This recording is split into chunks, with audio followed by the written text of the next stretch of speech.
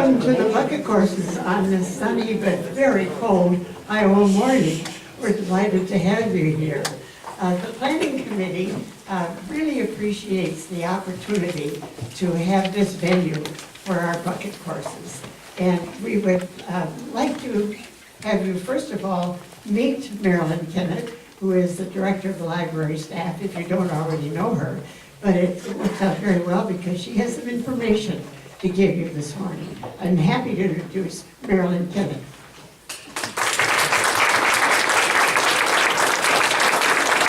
Thank you very much. Likewise, it's just wonderful to see you all here, and we love having the bucket courses here, and you certainly warm up the inside of the library even if it's very cold outside. Today, the library is conducting a survey, and we'd like your participation. The goal, as with all of our library services, is for the library and its services to meet community expectations. And so today, the survey is about our library grounds, and the library board is looking for your help as we look to the future to decide upon a plan for our library grounds. So I have, it's a quick survey. I've placed it at your seats, and there's a bag that I'll place at the registration table, and you can put your completed surveys in the bag at your convenience. So thank you very much. Thank you, Marilyn. Well, I told you who Marilyn was, but I didn't tell you who I am. I'm Joanne Bundy. I think most of you know that. And I chair the Community Education Council, which sponsors the bucket courses. And this is the third class of George Drake's 5-class course on the Constitution from origin to implementation. If George looks different to you this week, it's because he's a year older than he was last week. George celebrated his 80th birthday yesterday, and remember when we were young and we thought 80 was really old? Well, George makes 80 look good. So I'll turn it over to the birthday boy to do our Constitution from origin to implementation, Professor George Drake.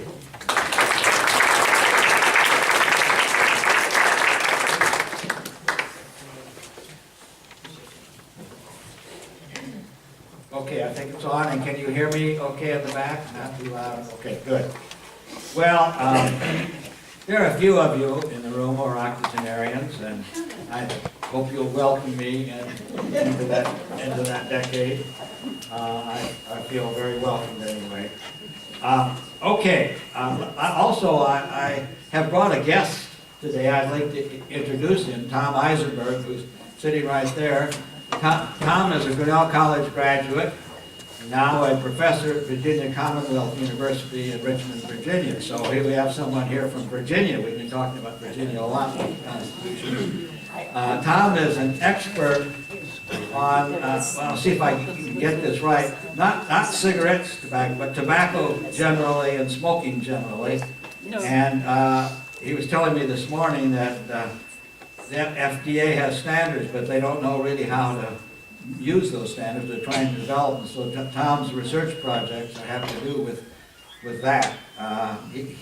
Well, I won't embarrass him by asking him to say more, but the issue of tobacco, smoking, and so on, and the research that we need around it is what he's centrally engaged in at Virginia Commonwealth, and has a big grant for doing that. As Burl could attest, and some of you scientists, it's pretty important when you're able to do that.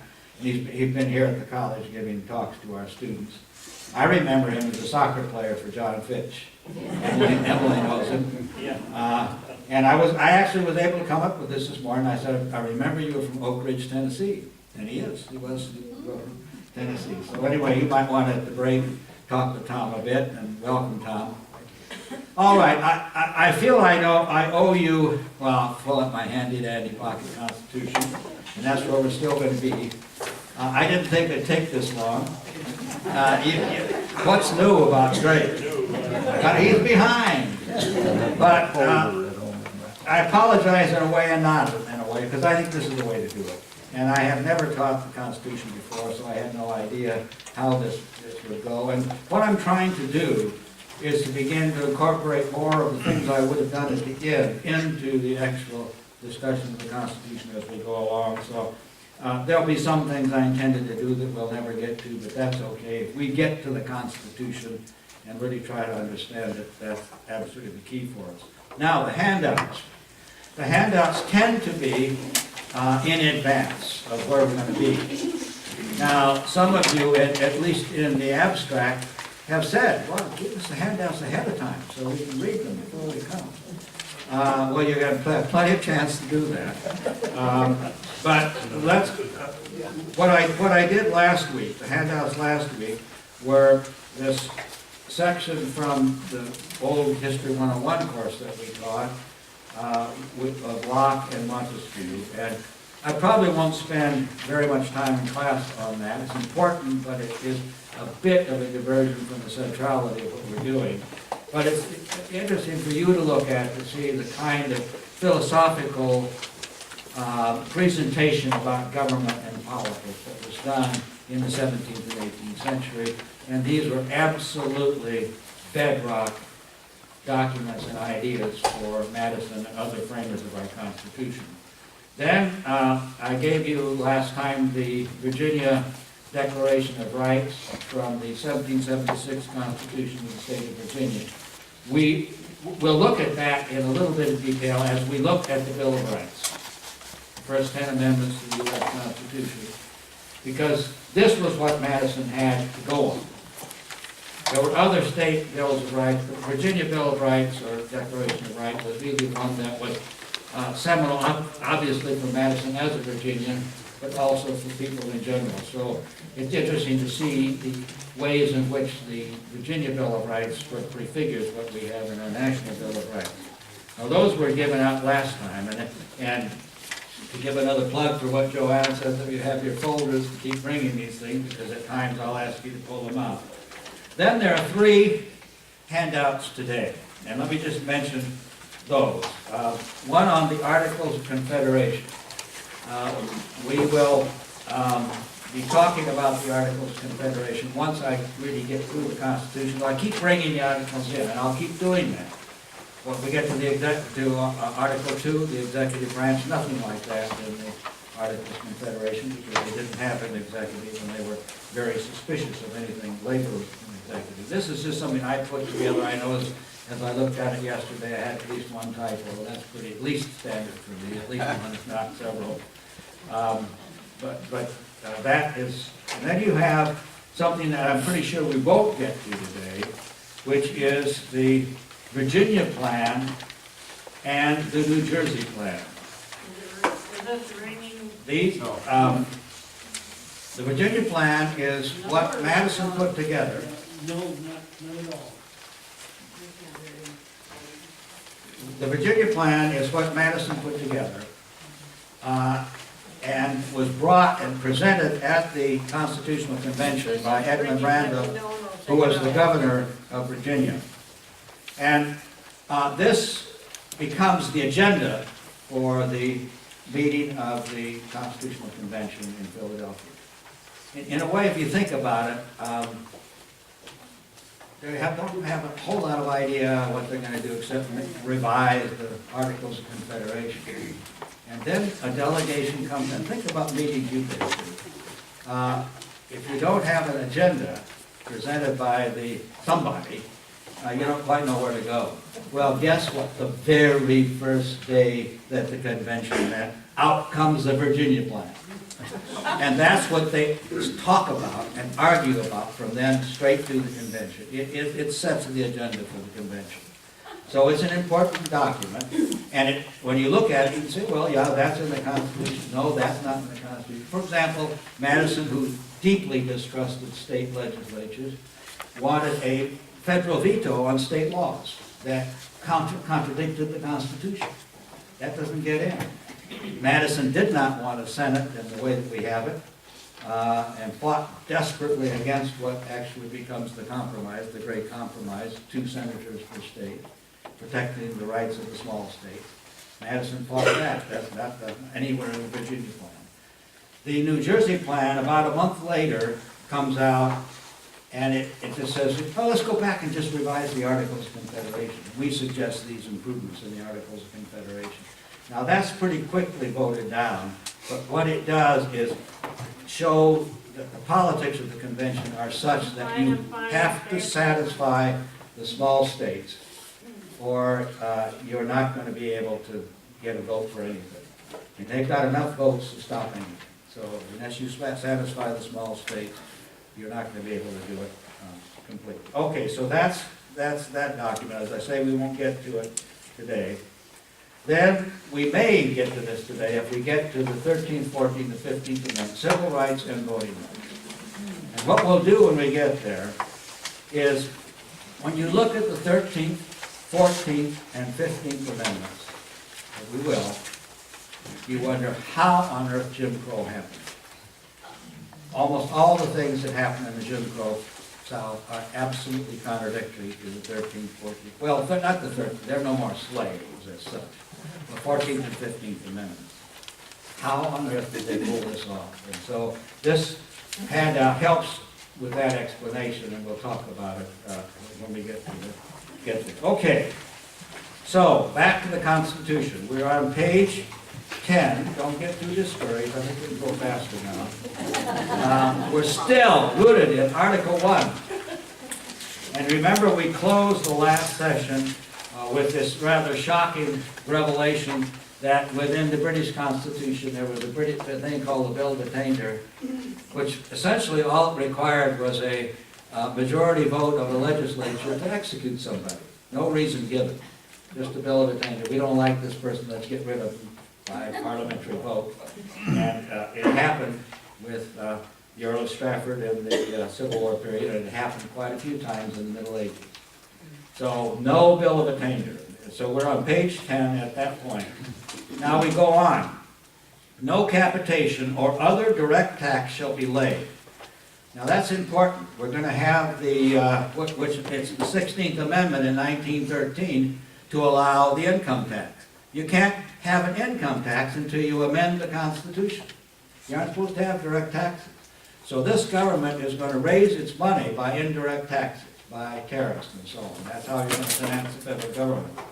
But notice in this clause, unless in proportion to the census or enumeration herein before directed to be taken. What on earth is that? It's the 3/5 clause, because remember, slaves are going to be taxed. That's the compromise. We can count our slaves as 3/5 for purposes of how many representatives we can get in the House of Representatives. But in order to get that, we're going to have to pay a tax on it. So there's the one exception to the direct taxes. There are direct taxes on slaves, but not on anybody else. No tax or duty shall be laid on articles exported from any state. Now we're going to get into a series of know this, know that.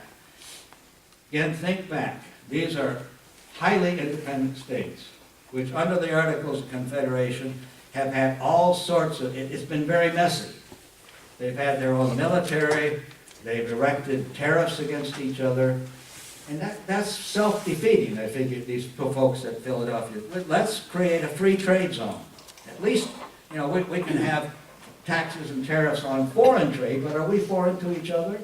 No, let's become a nation with respect to commerce and not have a lot of this wildcat activity on the part of the states. So they're building this into the Constitution. No tax or duty shall be laid on articles exported from any state, so you can't tax each other for exports. No preference shall be given by any regulation of commerce or revenue to the ports of one state over those of another. Our state ports are equal to each other. Nor shall vessels bound to or from one state be obliged to enter, clear, or pay duties in another. When you read this part of the Constitution, it's sort of in a hot point from our point of view. But it wasn't quaint at the time. They had to deal with it, and they had to eliminate it if we were going to get to the point where we are today, where you can travel easily from one state to another, you can trade easily from one state to another, etc. No money shall be drawn from the treasury, but in consequence of appropriations. We've heard about appropriations. Okay, you make a budget, Then you have to go through the appropriation process. There it is in the Constitution. That's why we have to do it and why we're doing it. Made by law. And a regular statement and account of receipts and expenditures of all public money shall be published from time to time. So I don't know, most of us spend our time looking at that, but you can secure it. It's available. It has to be by Constitution. No title of nobility shall be granted by the United States. Again, sounds quaint.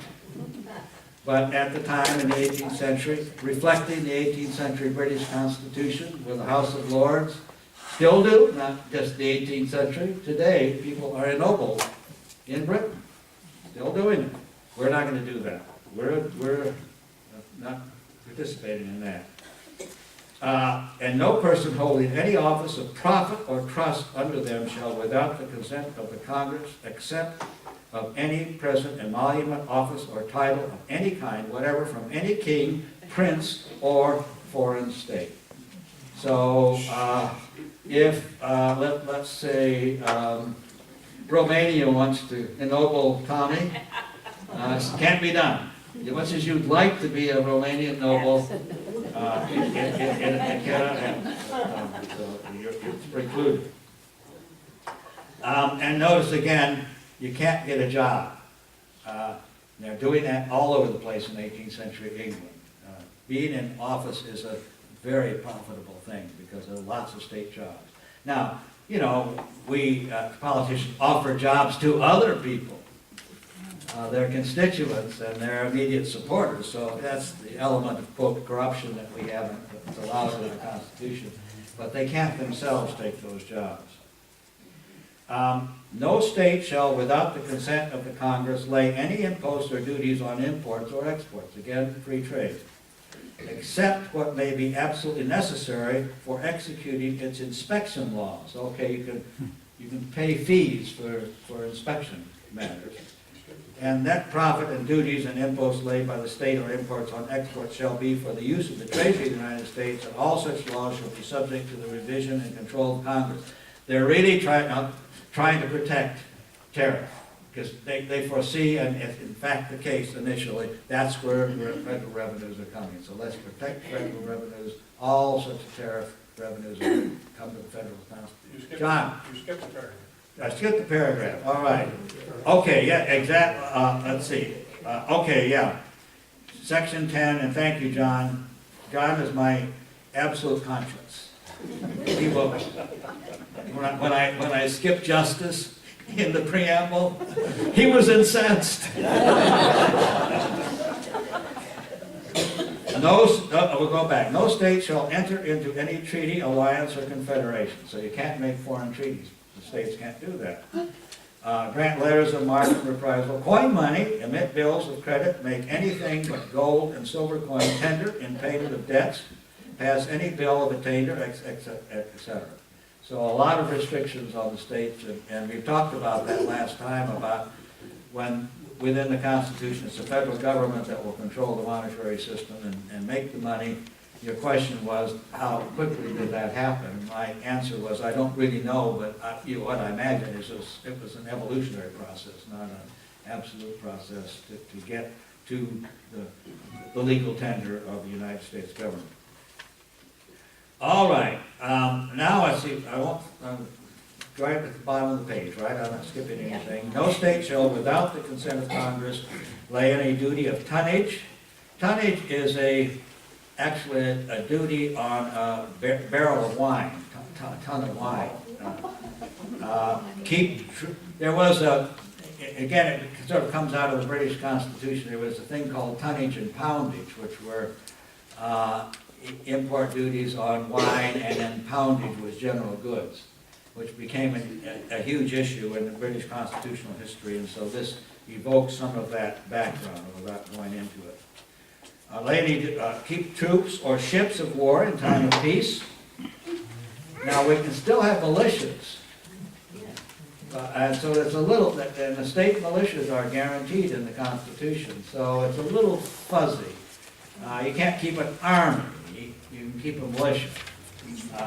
So these are people who are not always in arms, under arms, not they're trained, but not people whose primary occupation is being soldiers. Enter into any, flip the page, any agreement or compact with another state. So that's interesting. Enter into any agreement or compact with another state or with a foreign power or engage in war unless actually invaded or in such imminent danger as will not admit of delay. You can sort of imagine what they have in mind. They're thinking about the frontier and Native Americans. They cannot expose people on the frontier. You can't do anything unless we authorize you to do it.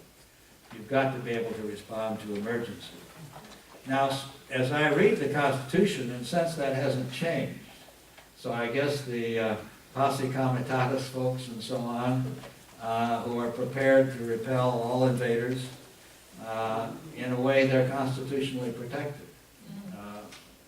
So you've still got this sort of, and there's a little bit of the Wild West about this. We're no longer, most of our states, in danger of invasion from anybody. But certainly at the time of the Constitution, that danger was there, ever present. So it has to be somewhat flexible.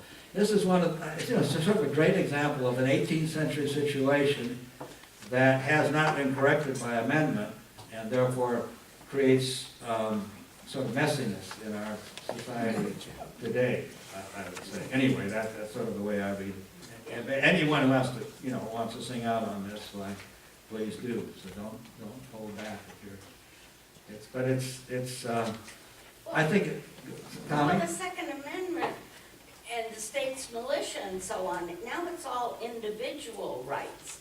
I mean, now, Yeah. now an individual. Tommy's comment and question is, what these folks have in mind who are making the Constitution, I believe, and it's argued today, is they're thinking of militias, they're thinking of collective action. And Tommy's comment is now a lot of this is the right of the individual. Well, individual vigilante, now here's my senior moment. We were talking about senior moments a moment ago. The Florida Stand your ground. Stand your ground. And some other states are trying to do the same thing. If you feel threatened, you may shoot somebody who makes you feel threatened. I think this is absolutely ridiculous, but I can't even think of a word that can describe the way I feel about it.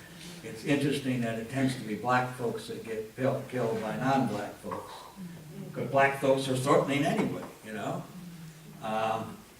We have to admit that. A black person walks in here, everyone's going to notice it and think. You'll probably not feel threatened, but if a black person has a hood on, our society has been conditioned to feel threatened. So with a stand your ground law, so far people have been able to get away with it. I think there's no question, Tommy, that they're thinking of this in collective terms, but that's then what supports posse comitatus. They're a collection. They're their little private militia. Eric? What strikes me about that is if they're not allowed to have standing armies, a militia would necessarily be made up of people who are individually armed who come together, right? That's correct. Because the state couldn't very well hold an armory without appearing to have an army. So individuals would need to have their own arms. And that's absolutely right. And that's where you move. Eric's comment is they don't have an armory. It isn't like present day National Guard, who don't necessarily walk around with their guns or have their military guns at the ready, but they go to the armory, they get equipped, and they're off to do their duty. So at this time in the 18th century, these are the rights of individuals to have arms in order to contribute to the militia. And that's how it's fairly easy to move from the right to bear arms of the militia to individual rights to have arms. I don't think it's a big jump. The people who are, the Supreme Court in the 1930s held that that this meant militia, not individuals. But it's not a big step to move to where we are today, where it becomes, a defense of the right of individuals to bear arms. Now, the question is, for what purpose? And it isn't now for the purpose of militias, it's for the purpose of having the army. Okay, well, here we are on those. Ken. What's the connection between state militias and the National Guard? Is there any, or is it just? The question is, what's the connection between state militias and the National Guard? My view, and I'm not an authority in this, but so I'm someone who knows how to speak up.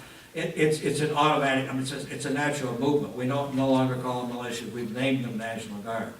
But they now are our present-day version of state militias. Am I correct about anyone who knows? That's true. Art's shaking his head, there's a military guy. So, yeah, I think there's the connection. Well, believe it or not, Emil. One more thing, we might note that the First, Fourth, Ninth, and 10th Amendments all stipulate a right of the people, using the word people. And it's pretty generally agreed that that means individual.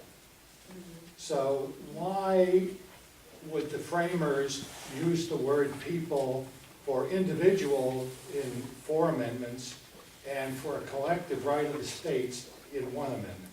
Yeah, well, very good question. Emil's point is, he points out, we'll get to them, the amendments where it's specifically designated people, rights of people. And then other amendments, particularly the Second Amendment, it doesn't say the right of a person to bear arms. Well, let's flip over, folks, and look at it quickly. It's on page, bottom of page 23, Amendment 2.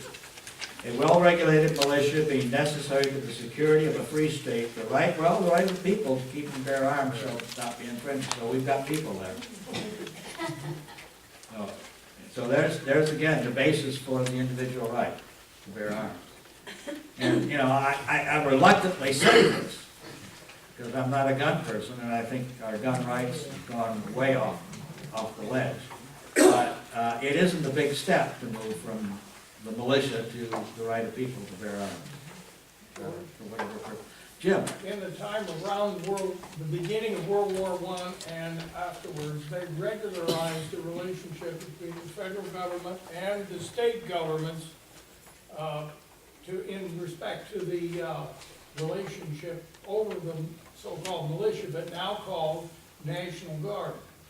And they made it a pretty much overriding policy that the National Guard would be under the control of the state governor, and then they would be trained and advised by regular Army personnel. And that is one of the ways in which they made more federal control part of it, plus the fact of the money. Because when you drill your 2 weeks and your 1 weekend a month, you have a payroll that is generated, and the federal government pays that. Yeah, probably most of you heard it, but I'll repeat the general thing. I should have been looking at Jim, the military historian, at this anyway. What he said is during World War I is when this transfer from a rather indefinite and unregulated militia situation became National Guard with some federal oversight and federal funds, and became more structured and part of the federal system. That's right. Yeah. So it isn't just a slow evolution, it actually happened by law. It's under the control of the governor for domestic actions such as hurricane and tornado or earthquake or whatever it is that is troubling it. And then we're under the state payroll. State payroll. So state governor and state payroll. Okay. Ken? If you substitute National Guard for militia, then a well-regulated National Guard, it becomes a totally different meaning, because it's not a matter of your citizens getting together and taking up their, putting on their guns and then joining it. Yeah, and you're, Ken's saying that when you substitute National Guard for militia, it creates a different atmosphere from, I guess, the more unregulated, more Wild West atmosphere of militia versus the way we've treated and handled National Guard. We're still, I mean, Second Amendment is so much in our forefront of today, and it's well worth spending time on it. My own view is, I don't think there's any question that the framers were thinking primarily of a militia. But as Eric points out, the way you equip and arm a militia is with individuals who have guns. And, they probably come with very different guns, and there's not only probably a lot of uniformity with what they bring. So when you've got that situation, then you today, in the 21st century, try to interpret that. Interestingly enough, a lot of the fundamentalists, the originalists on the Constitution would be pushing for individual gun rights. But I think it's easier to push for individual gun rights if you take an evolutionary view of the Constitution rather than a fixed, it has to be only as people understood it in the 18th century. I don't want to get ahead of the program, but in the Second Amendment, where it talks about our right to bear arms for a well-regulated military, why don't they put food on the table?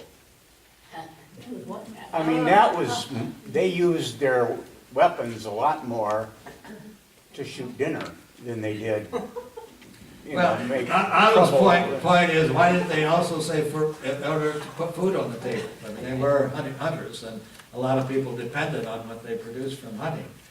My guess is they just, in constitutional terms, weren't thinking that way. They could well have done that, but they're really thinking about militias, and they're trying to sort this business. They've just come out of this war. They've had a Continental Army. Washington was death on militias. He didn't think they were worth anything. Yet the militias at Saratoga had a lot to do with the victory, and Washington didn't happen to be there. Gates was the commanding general. Anyway, they're trying to sort this out. Should you have a standing army? The situation in Britain, they realized that British rights were partly because they didn't have a standing army, could enforce taxation and so on. So they want to preserve the right to have a standing army if you really have to have one, but not to have one normally. They're really focused on militias. This is going to be our defense. So that's why I think that's where the focus of the Constitution is, rather than the individual right to have a gun to eat, so you can eat. Well, okay, so let's go. One more. That's all right. I was hoping we'd have discussion. So here we go. Is there something about the exercise of law over the control of those weapons? Like I always felt like when we were on training duty, we're on federal property, and the local constabulary they don't exercise the control there. You call the FBI, and that's the place where the armories are established. So that's a difference between private and armed, an army. Oh, yeah. So, again, it's this notion of public need for arms versus private needs for arms, and how those two intersect. And, that's what we're fighting about now. And I'm just sort of thinking in terms of, I guess what I'm saying here when I say that the right of the individual to bear arms can be justified by the Second Amendment is what is it constitutionally could allow when you read those words. And that's how the courts do it, how the courts settle it, is when you read those words. And then, but you get into the argument of intention, then you're beyond law, and it's hard to come down with a finding, a legal finding that goes beyond the words. And since the words are as they are, it is possible to make a legal judgment that yes, this supports the right of individuals to bear arms. I mean, that's sort of the way I read it. I'm not a lawyer. There are one or two lawyers in the room, I think, who could straighten this out. But I think that's how we do it on law. Yeah. I just have a comment. The arms that they allowed in the Constitution were one shot with the black powder, right? Yes, Right. They did. There's nothing in there about automatic weapons. Yeah, but these aren't even, Susan's comment is, these are very different arms, no question about it. They aren't even rifles. Many of them are muzzle loaders.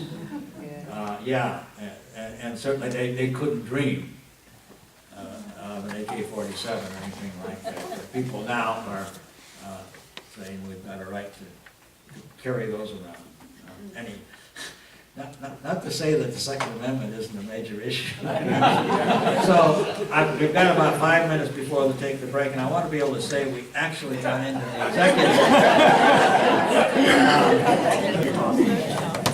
So now here is the really huge departure from the Articles of Confederation. They were supposed to modify the Articles of Confederation, not create a whole new office of state called an executive of some sort. And, well, we've been, all this time in the first article. That's dealing with the legislature. No question that they feel the legislature is the most important part of government. That's where the government really is going to operate. Now we're going to get to secondary parts of the government, and the first of these is the executive. So the executive power shall be vested in a president of the United States. That took them a while to decide what to call this person. He's the presider. He's the president of the United States. Obviously, you want to stay as far away from the idea of monarch or heredity as possible. They are not, they're death on monarchy. And I will reiterate what I've said before. Without George Washington waiting in the wings, it would have been very hard for them to put this article together. But because they were pretty sure Washington would accept the presidency, they wanted him to be the president, and they trusted him. They really, and you needed someone trustworthy. Was this the first president worldwide Was it? of First, any country? Was this the first president of a country? Nisha's question is, was this the first president worldwide? I got a very quick and easy answer. I don't know. It's so ingenious. Yeah, I'm guessing they're, because they've had the notion of presiding officer, it's not very far to take a step from presiding officer to president. President could be a lot of things. It could be the chairman of a committee. But this is going to be a little bit more than that. It's going to be a single person. They argued a lot about should it be three, should it be, they never said two, but three or one. And they've obviously settled on one. And it's interesting to look at the arguments at the convention about that. But essentially they're going for efficiency. It's pretty hard to do this with three people, much easier to do it with one. He shall be in office during the term of 4 years. A lot of argument about that. Most of the state constitutions had a one term for their governor of 1 year. They're so distrustful of executive leadership at this point. So you want to hamstring the executive as much as possible. Can the executive be run for another term? In this Constitution, yes. In fact, there are no term limits in the Constitution. As we know, we've got an amendment now that's a two-year, two-term limit. But at this time, there's no term limit. Again, I'm thinking Washington allowed them to think about, they didn't really anticipate anyone running more than twice for, being president for 8 years. But they could buy Washington for 8 years, they felt. Poor Washington would have been much happier in his life if he had not done a second term. The second term was just awful for him. Not necessarily his fault, but politics began to just rip the government apart. They didn't anticipate quite what was going to happen politically. And together with a person called the vice president, chosen for the same term, to be elected as follows. Now, you will be happy to know I'm not going to go through the next section. This is the Electoral College. Read it yourself. See if you can figure it out. Essentially, each state's going to have as many votes as they have representatives and senators. But the representatives and senators can't be the electors. And there's no hint at popular vote here. Now, you have a popular connection to the vote because you have as much power there as you have representatives, and it's coming from the states and a senator and senators.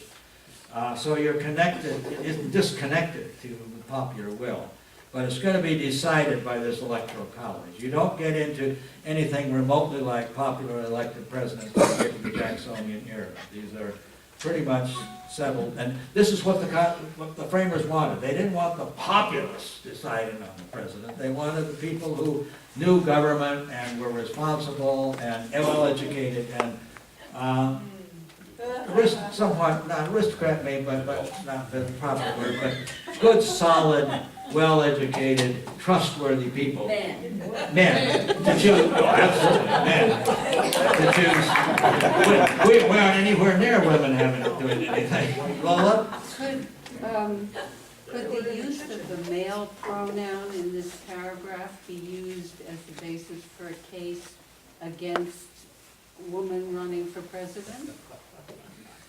Well, I think. Or does the civil rights law trump that? Civil rights laws and the, remind me that this, I should be able to pull this out right away, the 19th Amendment will help us a lot there too. Let's see, let me get there. Women's suffrage. The right of citizens of the United States to vote shall not be denied or abridged by the United States or by any state on account of sex. Well, that doesn't quite answer the question, but I'm virtually certain that no court would find that a woman would be ineligible for the presidency based on the Constitution. But it's a good question. Since the total assumption, not an assumption, it's the knowledge. It's only going to be a man. Absolutely, only going to be a man. We're going to stop here in just a second because I want to comment on one more aspect of this. I'm going to bring it up and then I'll comment on it after the break. That the electors will choose equal to the, let's see, where is it I want to find? Okay, the second paragraph of here. The electors shall meet in their respective states and vote by ballot for 2 persons. The person who gets the most votes will be president. The person who gets the second most votes will be vice president. They're not voting for a vice president at this point in the Constitution. They're voting for 2 persons for president. Number 1 gets the job. Number 2 doesn't get the job. And when we come back from the break, the very interesting election of 1800. Thomas Jefferson barely becomes president. Barely becomes president. Okay, let's take our break, and then we'll come back to Article 2. In your seats after the break. Now we will continue with the third class of George Drake's course on the Constitution. Professor Drake.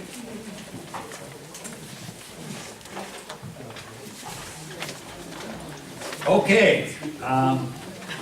Second Amendment was still lively during the break. Most of you were taking this course just so you could talk about the Second Amendment. Well, okay. So I hinted that, first of all, let me say, notice how much of the Constitution is devoted to how to choose the president.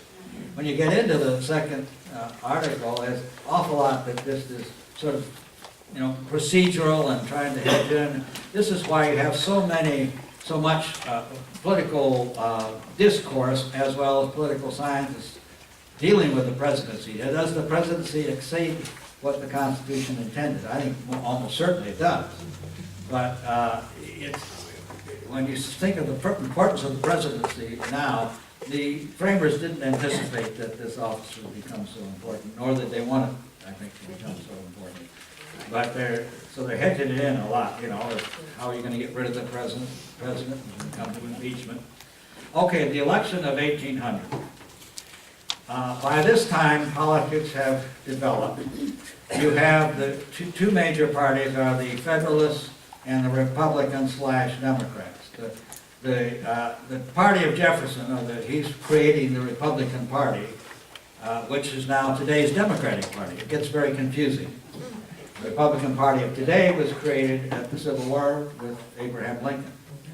The Federalists were Washington's group, Alexander Hamilton's group. By this time, Madison has slid over to Jefferson. Jefferson was the great guru for Madison. And Jefferson wanted a pretty weak federal government, strong state governments, and lots of individual rights.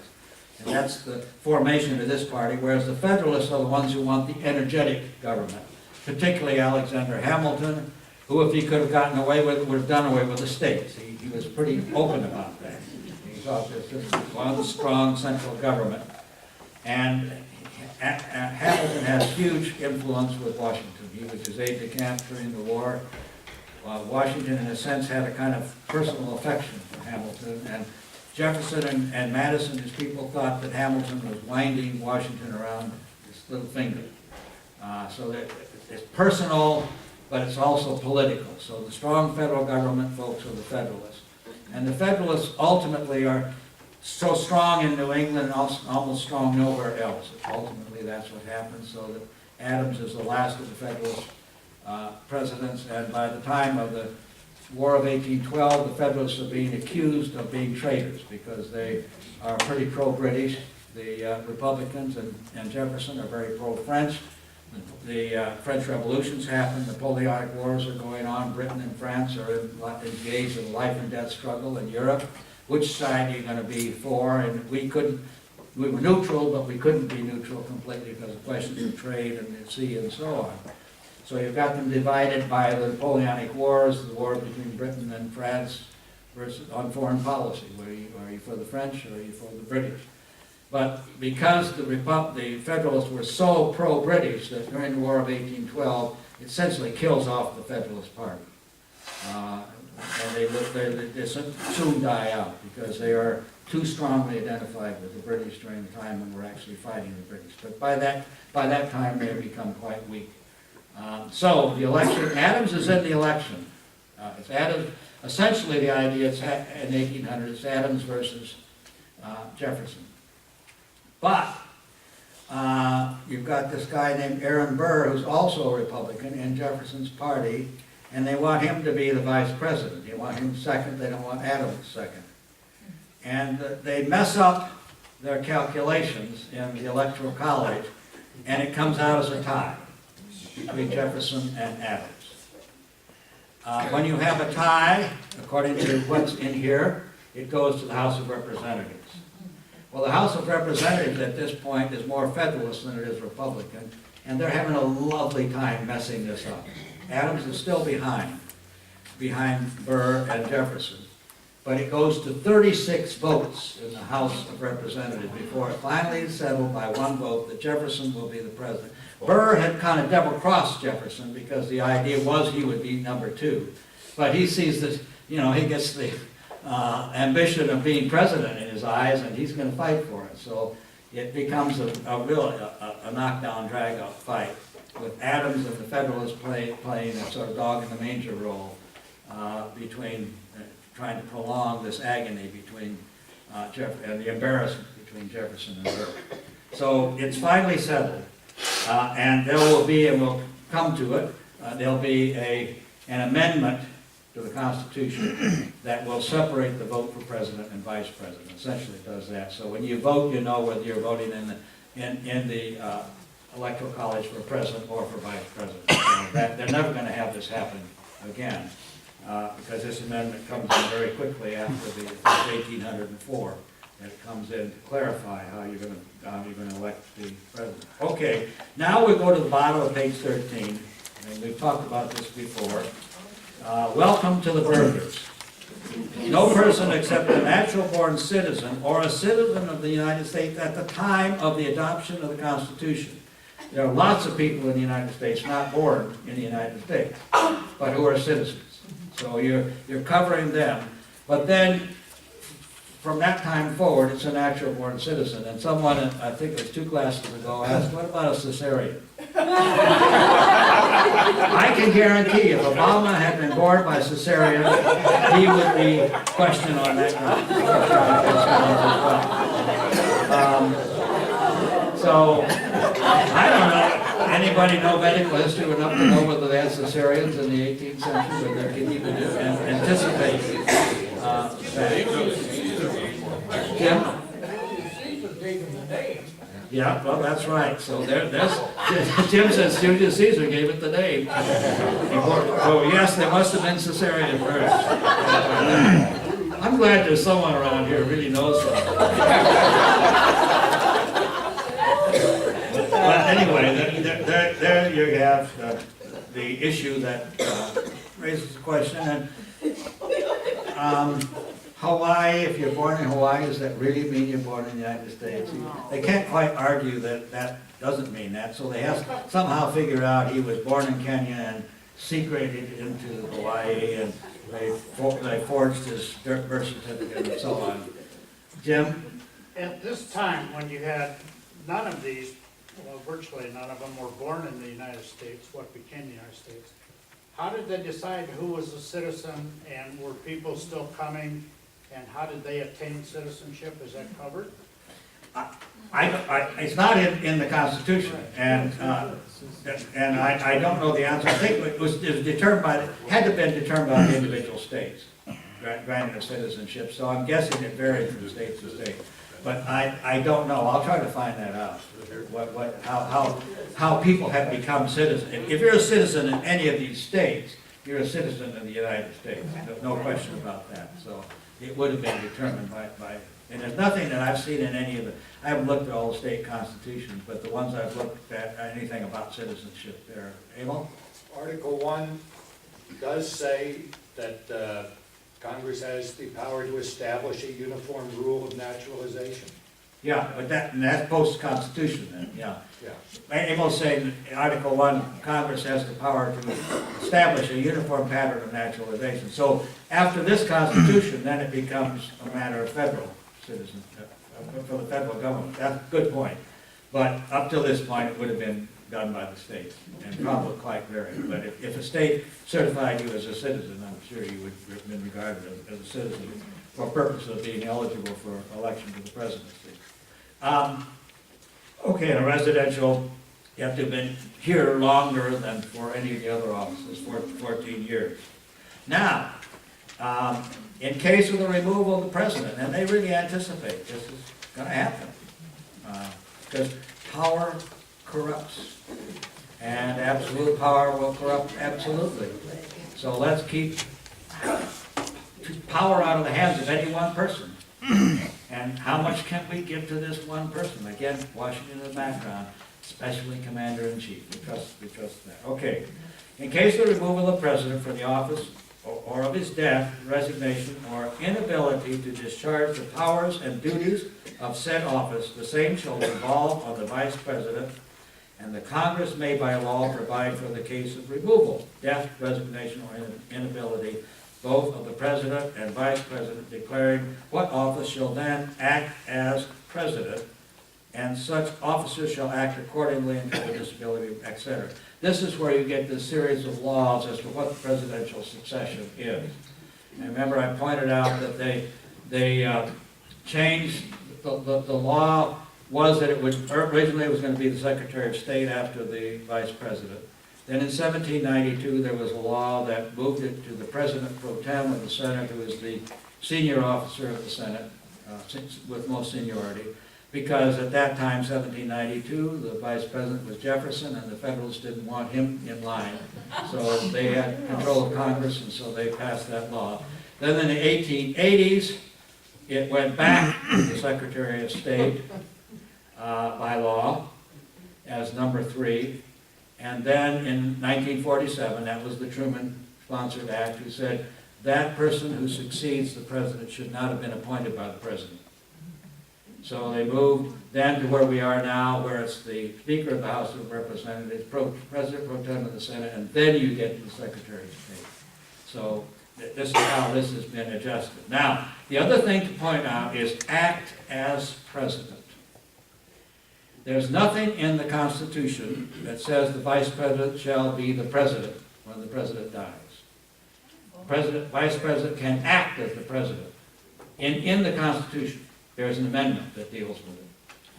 But every single Vice President who came in office after a presidential death designated himself President, and everyone accepted it. So it was never really an actual practical dispute that the Vice President is now the President. But it was not constitutionally solidified, and so it's actually the 25th Amendment in 1964 that finally settles it. That by constitutional act, by amendment, the vice president, assuming the presidency, is the president of the United States. And this is one of these temporary things, and that particular amendment further outlines under what circumstances the presidential disability comes along, and for a temporary time, for a short time, the vice president acts as president and then relinquishes it back to the president. So you've got to deal with that issue too. One Bob. question then, how did you define with Wilson? The president really wasn't he, the president was his wife. Yeah.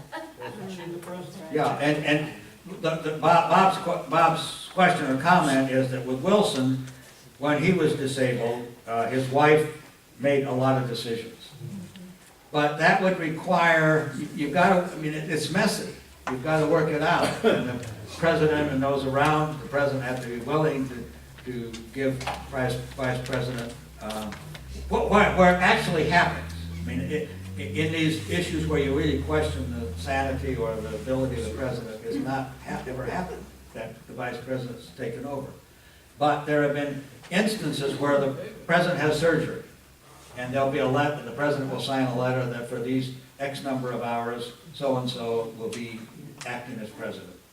And then at the end of that period, the president assumes the power. It's happened several times when almost every time a president goes under anesthesia, I think every time it happens, there's some sort of arrangement worked out with the vice president to assume the power. So we're never, in that sense, without a president. But then you get into these messy things. The most famous is Woodrow Wilson. Was it a stroke? I forget. I think it was a stroke. Yeah. So, and that wasn't pre-planned and pre-worked out, and so then you get these discussions, the powers around the throne can sort of maneuver and act. And so it isn't entirely, even with, I'd say with the amendment in 1964, even quite clear how this will work out. Okay. Next we go, we're right in the middle of the page. The president shall at stated times receive for his services a compensation which shall neither be increased nor diminished during the period for which he has been elected. And then not get any other emoluments. Now, again, just to remind you, this was an issue in the 18th century, should you pay these people. Washington didn't need to be paid. He was one of the richest men in America. He sometimes had cash flow problems because a lot of his wealth was in land. But until he was at liberty to, as he did as general of the Continental Army, not accept any pay, just as a public service. But they're thinking, I don't think they knew at this point whether Washington would have accepted the pay, but they thought as a general principle the president should be paid. So they're beginning to move beyond this noblesse oblige, great gentleman who will make all sacrifices for the public good. They're going to actually get a little bit paid. Okay, before he enter on the execution of his office, he shall take the following oath and affirmation. And we've heard this many times. I do solemnly swear that I will faithfully execute the office of President of the United States and will, to the best of my ability, preserve, protect, and defend the Constitution of the United States. Pretty simple oath. Which Chief Justice was it that messed it up? So, was Roberts? Yeah, it was Roberts. Moment of great embarrassment, because you ought to be able to memorize this. Okay, now we actually get to presidential powers, finally. The president can do something. Shall be Commander-in-Chief of the Army and Navy of the United States and of the militia of the several states when called into the actual service of the United States. And I forget, was it Ken or someone commented during the break that, so it's very well regulated here that the militias are going to come under the president when called into service, specifically called into service. He may require the opinion in writing of the principal officers in each of the executive departments upon any subject relating to the duties of their respective offices. Now let's stop here for a moment. Washington creates the cabinet. There's nothing in the Constitution that calls for a cabinet. But Washington, as a general, was used to having a staff and making collective decisions. So it's, the cabinet, I mean, it really is a military origin. Gather your chief officers and discuss things and make decisions. Ultimately, the responsibility is with the commander-in-chief, the general, the president, but the president oftentimes, usually does not act without consultation. So this, of course, opens the door for that kind of consultation, but seldom is it the written consultation that this is suggested. It's a personal meeting, and so it's not a big step to have a cabinet, but it happens right away with the very first presidency of the United States. Okay, and the president's going to have the power to grant reprieves and pardons. That unseemly rush as the president goes out the door for presidential pardons. That seems to be where it gets concentrated. You get the way we practice it these days. Who's going to get pardoned? And virtually all the presidents get confronted with 20 or 30 or 40 requests for presidential pardons as they leave office. Oftentimes people who are closely connected to their parties. So you get this huge charges of corruption. Remember Bill Clinton and so on. And this recent book about Cheney and Bush Peter Baker opens that book with Cheney coming to Bush pleading for a pardon for Scooter Libby. This is the Bowery Plain incident, the outing of the CIA agent who was responsible, and the responsibility gets pinned on Libby, and he's tried, and he's convicted, and he has facing a 2 or 3 year jail term. He hasn't gone to jail yet. And what Peter Baker does is to show this is emblematic of the way that Bush and Cheney have parted in the second term, where Cheney had huge influence in the first term, huge influence in getting us into Iraq and so on. Bush was enough of his old man, but by the time he got more experience, and Cheney was the more experienced of the two with federal things, Bush no longer was following Cheney's lead, and Cheney never forgave him for refusing to pardon Scooter Libby. Yeah, Tom. So do you have a sense of the rationale for giving the president the power to overturn something that happens in the courts? It's an awfully good question. The question is there a rationale for granting this power to the president? I think the rationale is largely historical. It comes out, it's the British constitutional power of the monarch to pardon anyone. And, that doesn't quite explain it, because they're so anti many of the monarchical aspects. And I honestly, that's an awfully good question that I can't answer, more beyond to say that there's historical precedent for it. And I think many of the state governors had some pardoning powers, so it's a part of the fabric of government. But why, and I haven't seen anything in the constitutional debates that illustrates, elaborates on why that was the case. Okay. Where the overhead powers. He shall have the power by and with the advice and consent of the Senate, to make treaties, so that's important, provided two-thirds of the Senate concur, and present concur. And that was debated at the Constitutional Convention.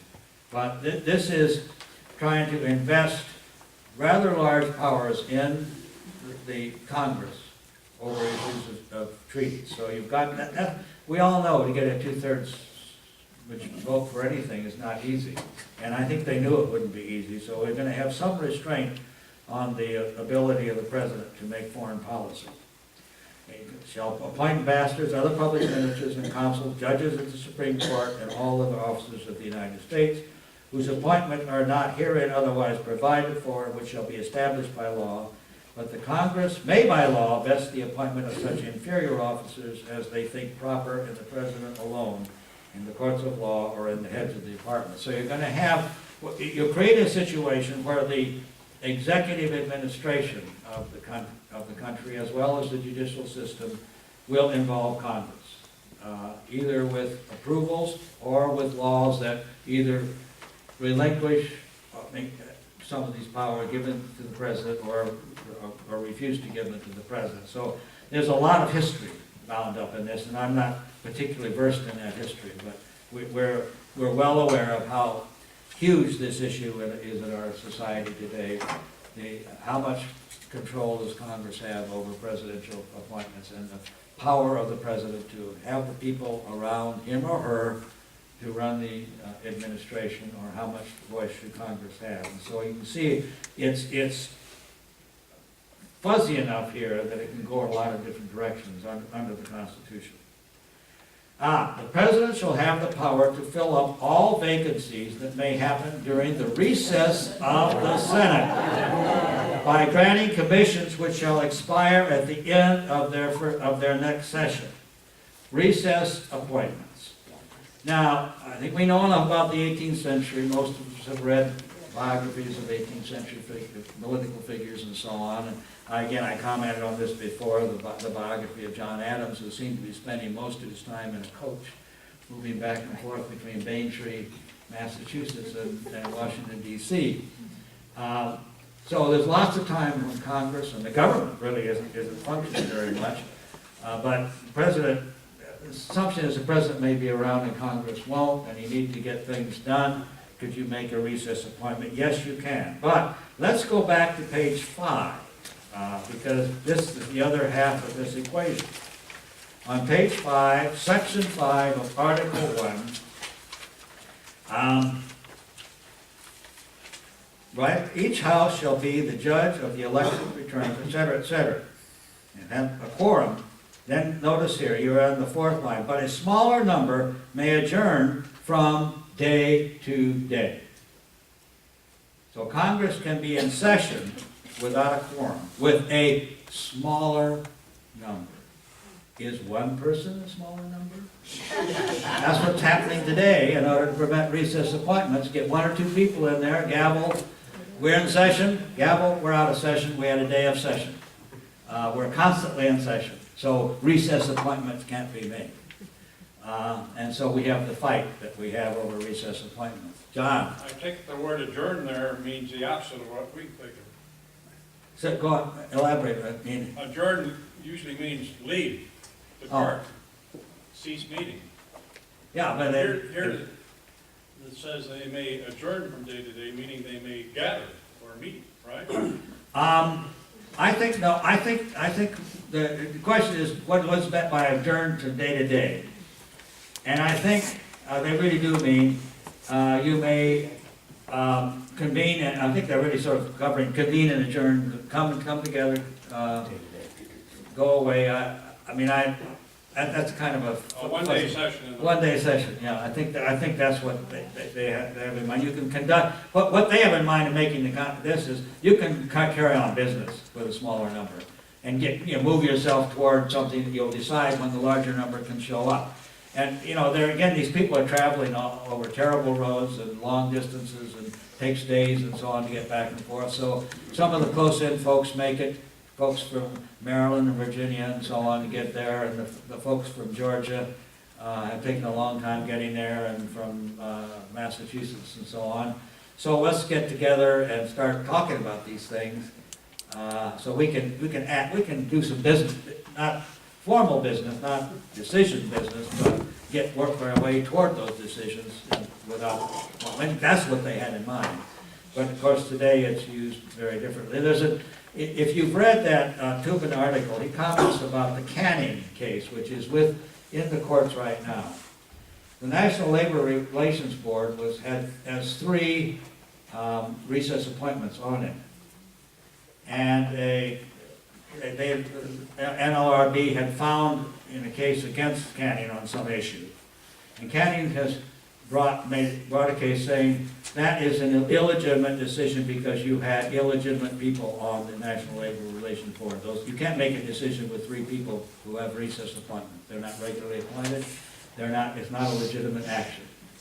And as Tubman points out, if Canning wins the case, it will mean that almost many of our regulatory agencies will just have to stop functioning. They can't constitutionally do anything because they have recess appointments on them. So the issue of recess appointments is huge. at the moment. And you can see, trying to sort this out within the Constitution is kind of hard, because you've got things on both sides of it. John? On page 15, do I take it that the only references to departments, executive departments, or heads of departments are in this page, and there's no enumeration of any of them? I think that's right, that's correct. And the comment is, when you look at this general list of, you can have executive departments and so on, they're not then constitutionally named. That this is, that the creation of departments is then a matter of law, not a, you know, you can do it. You're supposed to have departments, so the Constitution says you can have departments, but they're not enumerated. The big department at this time, the one that will employ lots of people, is Treasury. The Secretary of State had a staff of about 4 or 5 people, and you know, once you get ambassadors appointed, but you need Treasury. You got to collect all these revenues from tariffs and so on. These are all federal employees that are going to do that. So you got a big operation, but you know, so you're going to get a Justice Department pretty soon. But the creation of all these departments is as need arises and by law. And that's why you get politicians coming forward and saying, I'm going to get rid of that department, I'm going to get rid of that department. They can do it by, you know, the ninth in the Constitution says you can't do that. You can pass the law if you can get Congress and the President to approve, you can get rid of departments. So it's important that they're not listed here.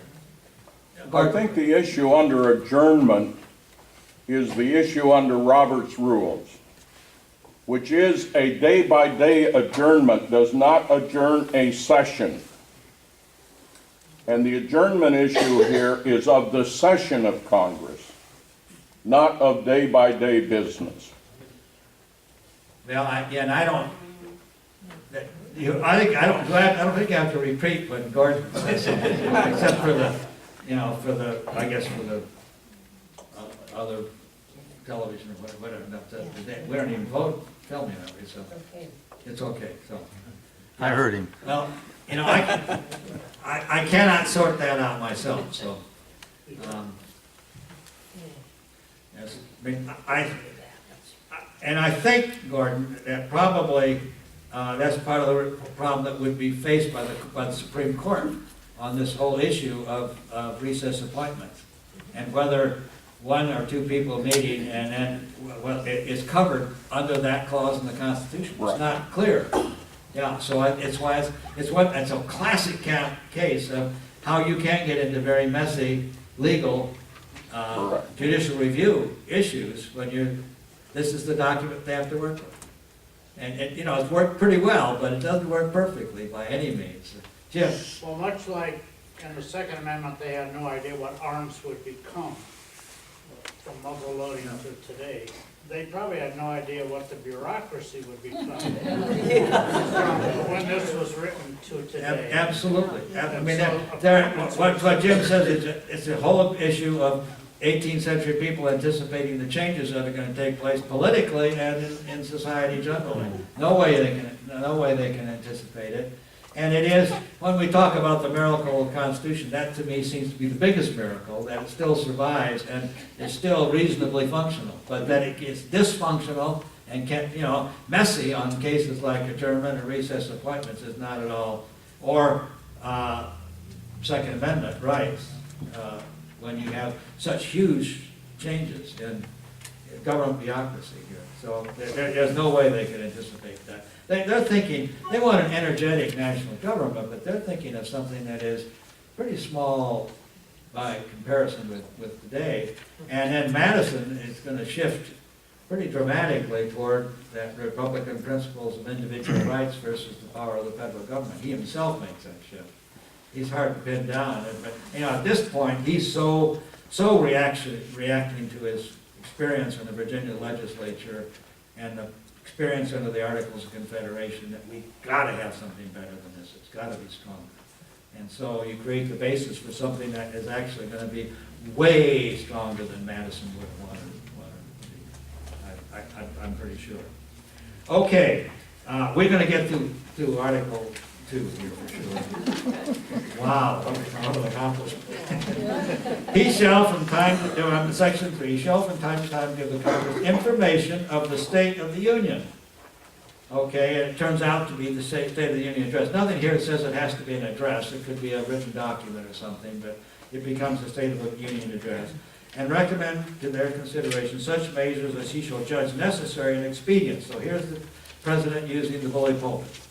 He may, on extraordinary occasions, convene both houses of either of them in case of disagreement between them with respect to the time of adjournment. He may adjourn them to such time as he shall think proper. Just stop there for a minute. You know that it's in the Constitution that Congress shall meet every year, and originally it's going to be December 3rd.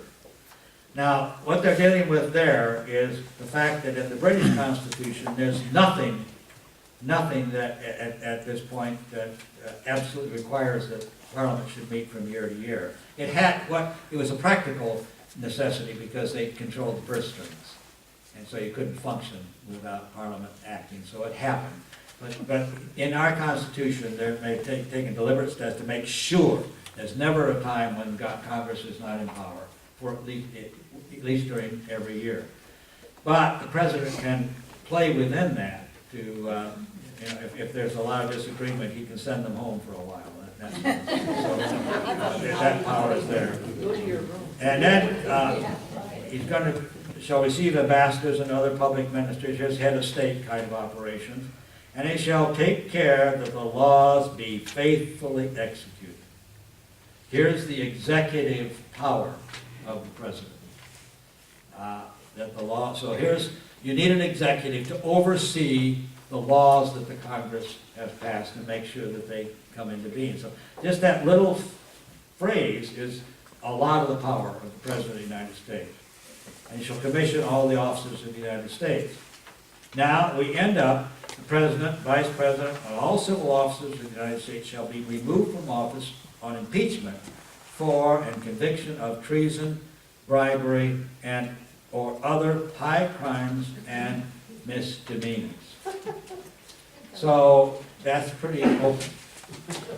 Is Bill Clinton lying to grand jury a misdemeanor? I think you could argue yes. It has sex with Monica Lewinsky. Is that a misdemeanor? Probably not. I mean, it's a stupid thing to do, but would it fall under misdemeanor? So it was his grand jury testimony that tripped him up. And so the House of Representatives did impeach him. In other words, you're impeached if you're brought to trial, then it has to be, the whole question of whether the House is going to impeach him, actually they didn't, so, yeah. George, I have a question in Article 2, Section 3, where it says, he shall take care that the laws be faithfully executed. Yeah.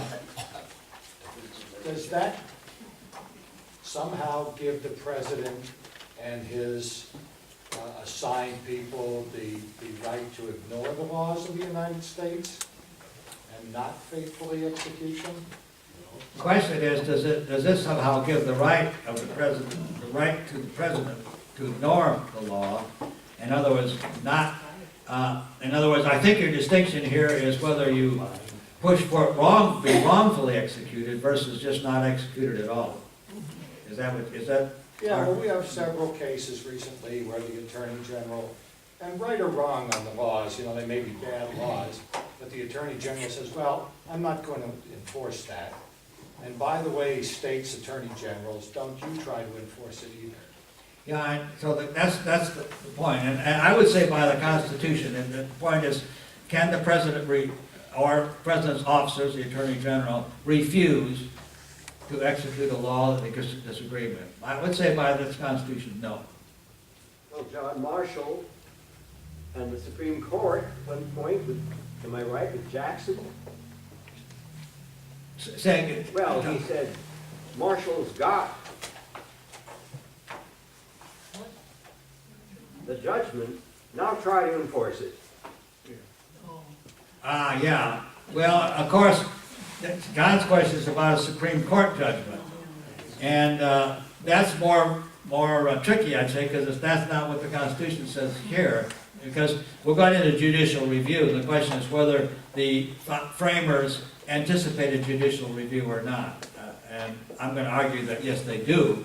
But it is a more open issue than in fact the law is there and fairly clear cut and should it be executed or not. And I mean, again, here's for me as not a constitutional lawyer, and it's probably on somewhat thin ground, but that's the way I read it. The president shall ensure that the laws of the nation are faithfully executed. Even if he believes they are unconstitutional? Isn't that his basis for? Yeah, the question here for Diane is even if he believes they're unconstitutional. Well, it's not the president's prerogative to decide constitutionality. So I think the president could be vulnerable taking a position this is an unconstitutional law. Good point. Now, if it's in the courts to be decided, I think you might have a basis to say, yeah, we'll hold off until it's decided in the court. If it's in question. What about the rumblings about impeaching Obama? Where in the heck do they get their decision to do that? Again, a simple answer, I'm not sure where, but I'm sure if you started looking at these issues of faithful execution, you could probably find times when you felt he either had taken the action necessary or had gone beyond approved action, because those things can be fuzzy enough that, yeah, you could, but does that become a high crime or misdemeanor? I'm not sure. Well, we're with the judiciary. If we get to the judiciary, maybe we won't ever get beyond that, but it's not a very long article. It's only a couple of pages, 1.5 pages. But we'll get into judicial review next time and help you decide whether in fact judicial review is in the Constitution or not. So again, thank you very much for your patience and for your questions and remarks. Thank you very much, George. I know I'm very unpopular cutting off this class, but come back again next week and we'll enjoy it some more. Thanks for coming.